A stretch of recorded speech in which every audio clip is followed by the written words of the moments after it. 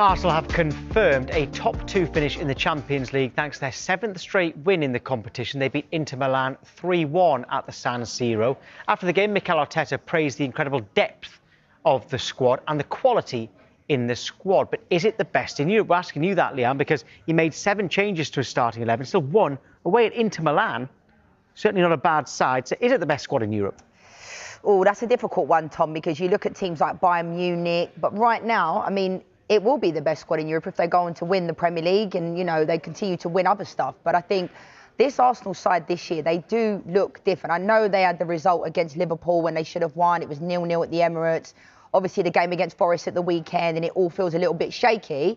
But, like, this is the year for me. It's now or never for Mikel Arteta with this Arsenal squad. Like, the fact that Declan Rice, you can rest him against a team like last night and they still perform well. Timber has been sensational this year. And they've had injuries, haven't they? Mascara's come back into the lineup. He was injured. Nketiah has been injured. They've had Saliba and Gabriel injured. Odegaard was on the bench last night. No strikers at one point. Exactly. Kai Havertz, though, I think Mikel Arteta would favour Kai Havertz if he was fully fit in that number 9 spot. I love Mikel Moreno. I think he's done an unbelievable job when he's come into the team. Norgard can't even get a look in. You know, he started against Portsmouth in the FA Cup the other week at centre-back, and he's a top player. So we talk about squad depth that they have. It is an array of talent. And fair play to Mikel Arteta, because I've sat on this show many, many times over the years and said, like, at what point do you start to question him? Because, you know, every year, oh, we're getting closer, but you haven't won it. Do you know what I mean? So it's almost like if they don't do it this year, there's something seriously wrong. And I think, you know, I know a lot of people are reluctant to say they're going to do it, but for me, they're going to do it, Tom. They have to. Like, there's no denying. I think people are certainly starting to come round to that way of thinking. Gabriel Jesus scored twice. He started last night. Gyökeres came off the bench and scored. So if that was their only issue this season, that seems to now be going out the way. But who starts against Manchester United? Jesus, Gyökeres? As a Man United fan, do you want me to answer this question, or as a pundit? I'll answer it as a pundit. Both. I think when I look at Gyökeres, I've given him quite a lot of stick, because I just don't see a player in there. But what I saw last night, right, the goal that he scored, I saw a change of pace, Tom.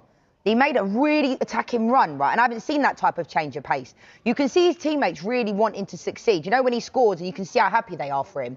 Quality-wise, I genuinely think if Kai Havertz is fit and healthy, which it doesn't seem like he is yet, because he's been on the bench a number of times and hasn't come in, I think Mikel Arteta is playing Kai Havertz.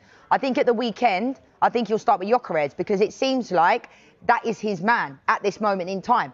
Gabriel Jesus, you know, before his injury, wasn't scoring a lot of goals, but he offers a lot. He works hard.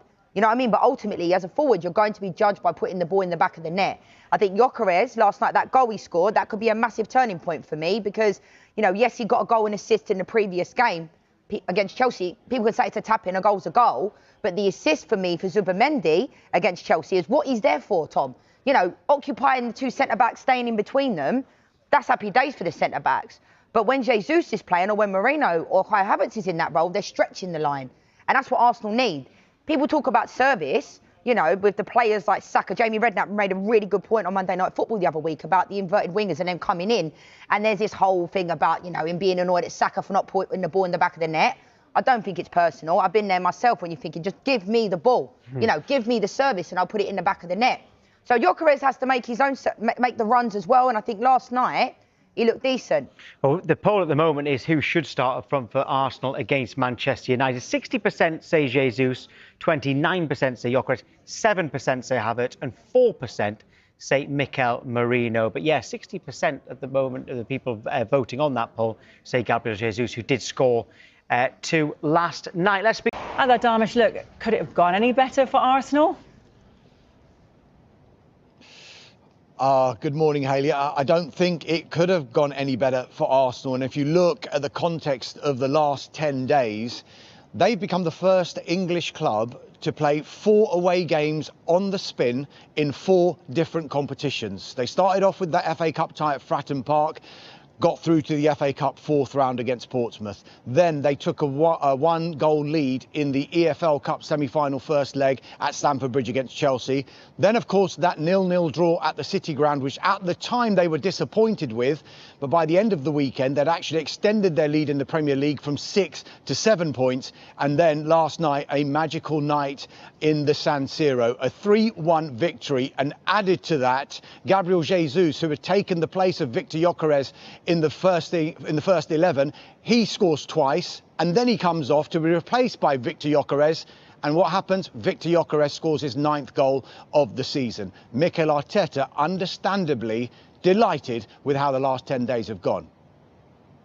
This is great. We've been missing Gavi a lot. I think he's going to raise his confidence level, the teams, because we have now different profiles in that position, like we have with the wingers in other positions, and the fact that that those players are playing at that level. Victor comes in, had a great impact as well in the game. It's only make us better, and that's what we're seeking for. When you rotate your strikers, is that the perfect outcome, that one scores and the other one comes off the bench and does the same? If I have to write it, probably that would be it. So very happy with that. Yeah, if I had to write it, that would probably be it. The reaction of Mikel Arteta seeing Gabriel Jesus and Victor Gyökeres both score. Now, going into the game, Arsenal knew that they were guaranteed a top 8 finish, so they wouldn't have to play that playoff round, which was very unlikely anyway. That was after Manchester City's shock defeat against Bodo Glimt. But the victory against Inter Milan has now guaranteed a top 2 finish in that Champions League table. And why is that significant? Well, it means that Arsenal's home leg will be second for the rest of the knockout stages and for the rest of the time that they are involved in the competition. So it could be an advantage for them moving forward in this competition. But it is now 7 wins in a row. Next week, you wouldn't bet against them emulating what Liverpool did in the group stage last season by winning all 8 games. It's Kairat Almaty at the Emirates next week. Very proud, not only for tonight's game, but what we've done in the competition so far in 7 matches, and with 1 game to go, to be already in the position that we want to be. Massive prize to the team, because we know how difficult it is, and then tonight it was a test. Probably we didn't have the necessity in terms of the points, but we really had the hunger and the desire to come to a place like this against a top side and prove where we are and what we can do. And I'm really pleased with what I've seen. Yeah, really pleased with what he's seen, and no surprise, and it is looking really ominous for the rest. No, not only are they fighting on all 4 fronts, but that much talked about injury crisis that Arsenal have had all season is easing. The only 3 players who were missing at the San Siro from that first team squad were Max Dowman, Piero Hincapié and Riccardo Calafiori. I spoke to Miles Lewis-Skelly, who made a rare start at that game in the San Siro last night in the mix zone yesterday. He was talking about the fact that Arsenal may have sent a message to the rest of Europe with that victory against Inter Milan. He has now said and urged the team to send another message in the small matter of a game against Manchester United at the Emirates in the Premier League. And it is, of course, Hayley, a game you can see live on Super Sunday. Coverage gets underway on Sky Sports Premier League from 4. Does. For now, we'll leave you to go and find a proper Italian morning coffee, Dharmesh. Thank you very much. We reported yesterday that Marseille are in talks with Arsenal about signing him on loan. Well, Ranieri signed a 5-year contract in August and is seen as a big part of Arsenal's long-term plans. A number of clubs want to sign him. However, it's understood that Marseille's style of play would be good for his development.